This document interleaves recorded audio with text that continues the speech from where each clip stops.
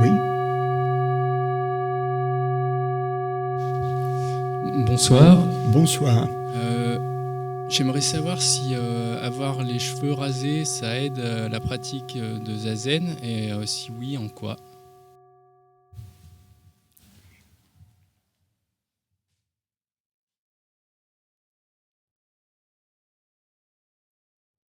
Ah ben non, je suis là, ça va. Ça suffit.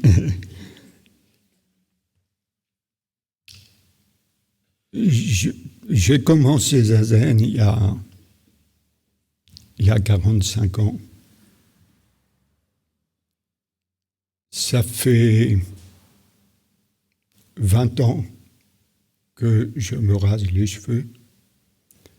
J'ai pratiqué zazen pendant 25 ans sans avoir les cheveux rasés. Et je ne peux pas dire que le fait d'avoir les cheveux rasés, en soi, ça donne un plus à la pratique de zazen. Non. On peut pratiquer zazen en ayant les cheveux de toutes les longueurs possibles.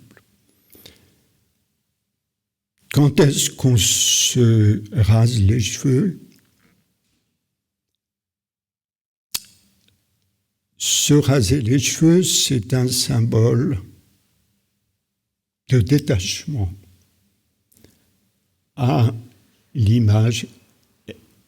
aux images extérieures. Dans le zen, on dit c'est couper la racine de nos désirs, c'est-à-dire couper la racine du désir de paraître comme ci ou comme ça. Plus de décoration. Notre nature de Bouddha, on l'appelle dans le zen le visage originel. Et on dit dans le zen que quand on se rase les cheveux, on a notre visage à l'état vrai. Parce qu'il n'y a plus les cheveux pour décorer, améliorer, changer les angles d'approche du visage. Alors, quand on sent qu'on est pris par cet esprit de détachement, on a envie de se raser les cheveux. Alors, on se rase les cheveux à ce moment-là.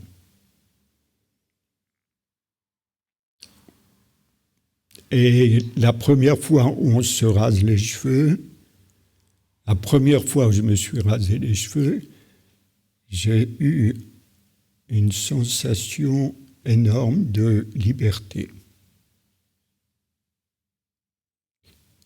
J'ai pas su très bien m'en expliquer la raison, parce que c'est un peu inexplicable. Mais j'ai ressenti fortement cette sensation de légèreté, vous savez, quand on se sent léger. Comme si il y avait un poids, sans doute, de l'ego qui avait été un petit peu lesté par moi à ce moment-là. Et depuis, j'ai continué. Et maintenant, au Japon, quand on fait une retraite de 3 mois, on se rase les cheveux tous les 5 jours. Le 5 et le 4. Et maintenant, à chaque fois qu'il y a un jour qui finit par 5 ou par 4, je me rase les cheveux.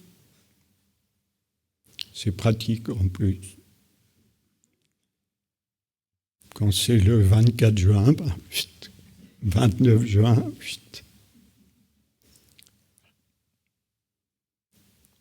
Et il y a un autre avantage à le faire tous les 5 jours, c'est que c'est plus facile. C'est moins douloureux, parce que quand ça commence à repousser beaucoup et qu'on passe le rasoir, ça tire un peu. Si on fait ça tous les 5 jours, c'est très, très confortable. Mais voilà, Mon expérience, c'est celle-là, une expérience incroyable de légèreté, de liberté. Mais il faut se sentir prêt à le faire, il ne faut pas se forcer à le faire. Il faut que ça sorte de soi. Voilà.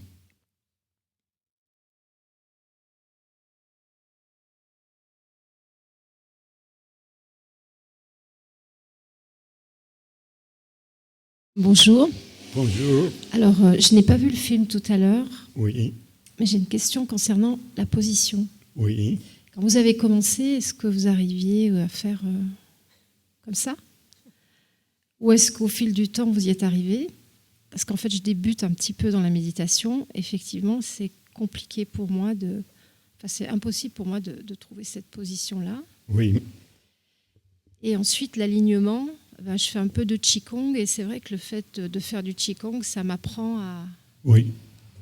Mais par rapport aux jambes, je voulais savoir si Oui. on évolue ou pas. Si on peut arriver un jour comme vous. Oui, oui. Puisque vous me posez la question, la première fois pour moi, c'était à Paris, au dojo de Pernetti. Et j'avais certainement pas la bonne posture, c'est même sûr, parce que Maître Deshimaru est arrivé et m'a flanqué son genou dans le dos, enfin dans le bas du dos, pour me faire basculer le dos plus fortement. Et ensuite, il a replacé ma tête, qui n'était pas dans le bon axe. Et le souvenir que j'ai de ce premier zazen, c'est aussi que je l'ai trouvé très long, mes genoux tout particulièrement. J'ai eu mal aux genoux et aux chevilles, à ce que le corps n'était pas habitué. J'avais le corps d'un occidental, j'étais jeune peut-être, mais j'avais 20 ans à peu près. Mais même à 20 ans, on n'a plus le corps qu'on a quand on a 3-4 ans et qu'on a un corps clac-clac, hyper souple. Et ce que j'ai constaté, c'est qu'en persévérant, le corps s'habitue. Et vraiment, il ne faut pas que la posture, au départ, soit un obstacle. Que la posture soit difficile pour le corps au début, c'est normal. C'est normal pour nous, occidentaux, qui sommes habitués très très jeunes à être assis sur des chaises. Alors le corps, 100 kilos, faut lui laisser le temps de s'adapter. Alors au début, il faut aller doucement avec la posture. Même si la posture n'est pas tout à fait juste au début, il faut patienter, il faut être gentil avec le corps. Et petit à petit, si on continue, le corps s'habitue. Il ne faut pas lâcher, il faut continuer. Le corps s'habitue, mais il faut lui laisser le temps. Donc, ne vous découragez pas. Si le corps est un peu revêche à la posture, ça passera. Puis même si vous avez des difficultés, parce que, vous savez, il y a les débuts, mais il y a aussi les derniers temps. Là, j'ai cette posture, mais en supposant que Bouddha me prête vie encore 20 ans, dans 20 ans, si je fais encore des conférences, je serai peut-être obligé de faire mes conférences sur une chaise. Et dans ce cas-là, qu'est-ce que je ferai? Je ferai comme les gens qui sont obligés de prendre une chaise pour faire zazen.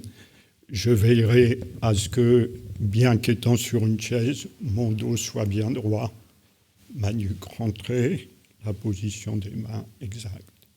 Et zazen sur une chaise, c'est possible. Au dojo d'Annone, il y a quelqu'un qui pratique sur une chaise régulièrement. J'ai vu des gens commencer la pratique. J'ai vu au dojo de Pernetti une femme, Madame Elsa, je m'en souviens encore, qui a commencé la pratique de Zazen à 70 ans. Son corps était le corps d'une femme de 70 ans. Eh bien, petit à petit, son corps s'est fait à la posture. Et elle est décédée à l'âge de 86 ans, si mes souvenirs sont bons. Et elle était en posture. Alors, vous voyez. Surtout, il ne faut pas être dogmatique. C'est-à-dire, vous avez vu la posture orthodoxe, celle de Maître Deshimaru, ou celle que je peux vous présenter comme ça, posture orthodoxe, mais il ne faut pas se bloquer avec l'idée « Oh là là, moi j'y arriverai jamais, une posture comme ça ». Il faut juste se dire « Ici et maintenant, mon corps n'est pas capable de cette posture, mais je vais être sage, je vais l'écouter, je vais prendre la posture qu'il est capable de prendre ici et maintenant, et petit à petit, ça progresse. » Et vous verrez que quand le corps progresse dans la posture de Zazen, il est content.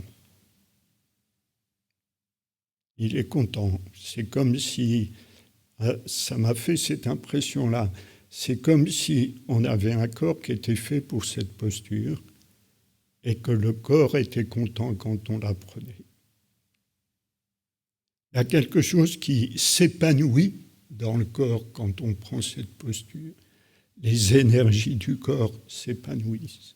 Le tonus du corps se renforce. Oui, je ne trouve pas d'autre expression. Il est content d'être dans cette posture. Je pense que fondamentalement, le corps humain, l'architecture du corps humain est faite pour cette posture.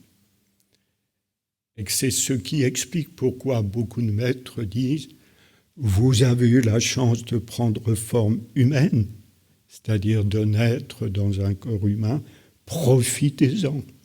Tout ce potentiel du corps, mettez-le en profit pour pouvoir rentrer profondément à l'intérieur de vous. »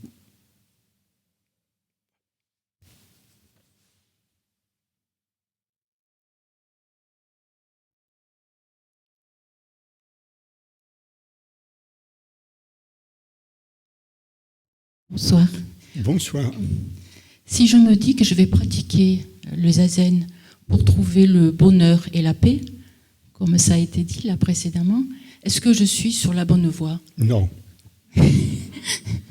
Combien de temps faudra-t-il que j'attende pour trouver le bonheur et la paix Non. dans la méditation? Vous savez, c'est cette éternelle question. Mais c'est important que vous posiez cette question, parce qu'on peut se tromper là-dessus. Je me souviens, Maître Deshimaru, il nous donnait de temps en temps la liste de tous les bons mérites qui résultent de la pratique de Zazen. C'est-à-dire, on a plus d'énergie, le corps a plus de tonus, on se sent mieux dans sa peau, on a moins de conflits avec les autres, on a, etc. Plein de choses, on est plus calme intérieurement, etc., etc. Tout ça, c'est vrai. Mais, quand il avait fait toute sa liste, si vous pratiquez Zazen, il y aura ceci, ceci, ceci, ceci, cela. Quand il avait fait toute sa liste des bons mérites de Zazen, il nous disait après, mais vous ne devez pas vous y attacher. Quand vous pratiquez Zazen, vous ne devez pas pratiquer Zazen pour ça. On pratique Zazen pour Zazen. On pratique Zazen pour la méditation. Et les fruits du Zazen viennent d'eux-mêmes. Et on n'asservit pas de cette façon-là l'infinité de Zazen à un objectif particulier. Parce que toute la question en Zazen, c'est d'avoir l'esprit complètement ouvert pour ne rien attendre de Zazen.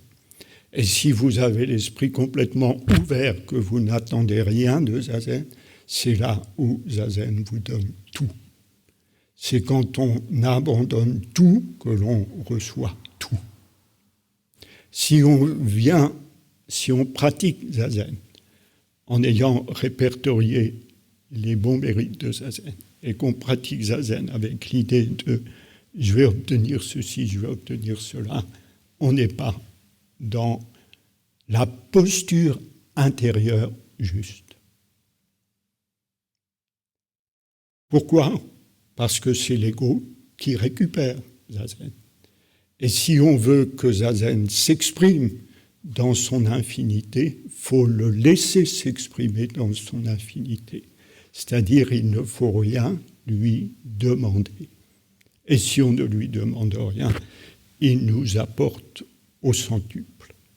Voyez ? C'est ça le point précis. Merci d'avoir posé cette question. Elle est importante pour toutes les personnes qui sont ici présentes.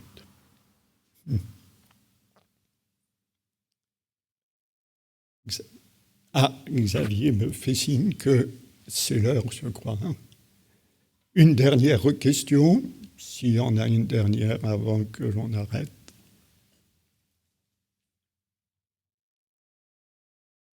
Bonsoir. Bonsoir. Je voudrais savoir ce que représente le petit tablier marron que vous portez devant vous. Très bien. Vous posez de bonnes questions. C'est dommage que ça continue pas plus longtemps. C'est ce qu'on appelle le rakushu, c'est-à-dire le petit kessa. Je vais prendre un peu de temps, Xavier, je peux disposer de 6-7 minutes, ça va ? C'était juste qu'après, il y a l'atelier méditation. Donc, d'accord. Initiation à la méditation. D'accord, très bien. Et je vais vous parler d'abord de l'origine du kessa. L'origine du kessa remonte au Bouddha.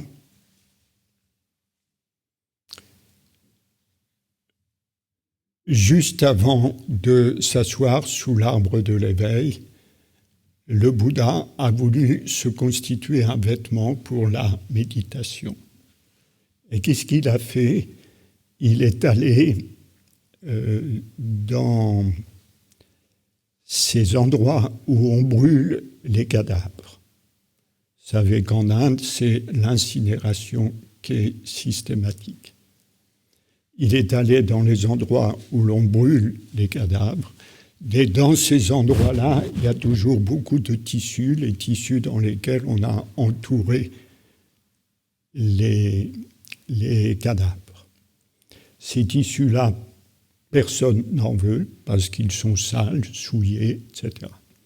Et le Bouddha, il a pris ces tissus, ces linceuls, il les a lavés, il les a cousus d'une couleur très neutre, une couleur ocre. Ocre en sanskrit, c'est kesaya, d'où le nom, le kessa. Il les a cousus ensemble d'une certaine façon et il s'en est fait un vêtement. Et c'est avec ce vêtement qu'il s'est installé sous l'arbre de l'éveil.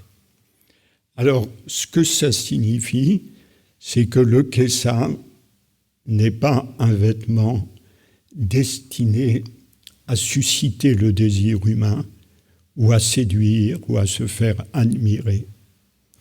C'est un vêtement de retrait de l'ego. Il en va de même pour la couleur. Ce n'est pas une couleur attirante pour le regard. En ce sens aussi, le kessa est un vêtement de renoncement à l'ego, un vêtement de simplicité, d'oubli de soi. Le fait que les tissus souillés constitue, comme dit le Bouddha, le vêtement le plus élevé, ça illustre le fait que le kessa opère chez celui qui le porte une transformation profonde. Le Bouddha dit que même le karma le plus mauvais peut être dépassé grâce au pouvoir du kessa. Le karma, c'est-à-dire les tendances qu'on porte en soi, même les tendances négatives les plus mauvaises qu'on peut porter en soi, peuvent être dépassées grâce au pouvoir du kessa. D'autre part, le Bouddha n'a pas assemblé ces morceaux de tissu n'importe comment, mais selon un schéma très précis ressemblant à une rizière. Ça symbolise le fait que, de même que le riz donne aux êtres humains la nourriture vitale pour le corps, le kessa leur donne la nourriture spirituelle. De même que la rizière est un lieu de culture pour le riz, le kessa est un lieu de culture et permet aux germes de la nature de Bouddha présents en chacun de se développer. Enfin, dans le kessa, ça c'est le rakushu, c'est-à-dire le petit kessa. Dans le kessa, il y a 5 bandes, ou 7 bandes, ou 9 bandes, ou 11 bandes, ou 13 bandes, ou 15 bandes, et on va comme ça jusqu'à 25 bandes. On s'arrête à 25 pour des raisons d'ordre pratique, mais on pourrait continuer, parce que ce nombre de bandes, ça représente le fait que la pensée humaine ne peut pas ultimement expliquer le kessa. Il y a quelque chose qui est au-delà de l'explication logique. Quand on porte le kessa, qu'on le protège, qu'on le coud, qu'on le vénère, qu'on le protège, beaucoup de mérites en résultent.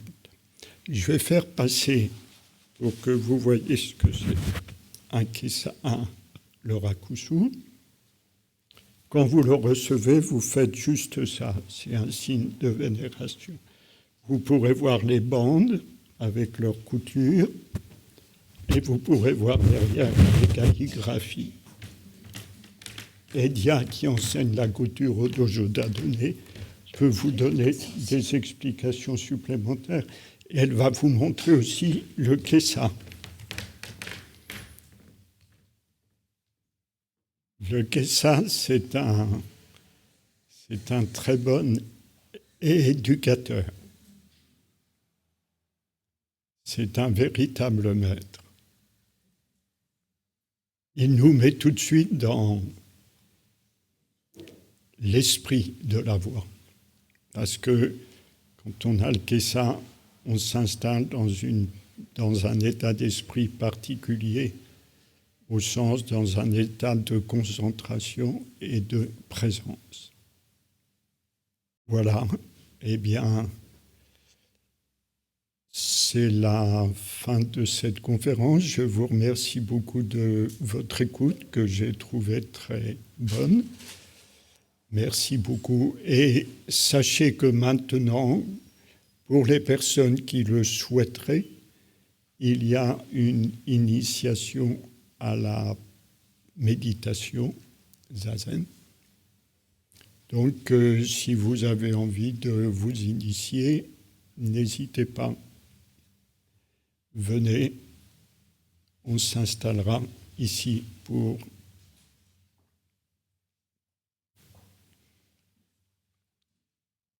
Si des personnes ne pouvaient pas ce soir pour des raisons de temps, mais qu'elles auraient le désir de le faire, néanmoins, sachez que vous pourriez venir demain à 10h30. Oui, j'ai présenté celle de ce soir. Pas ce soir. Voilà.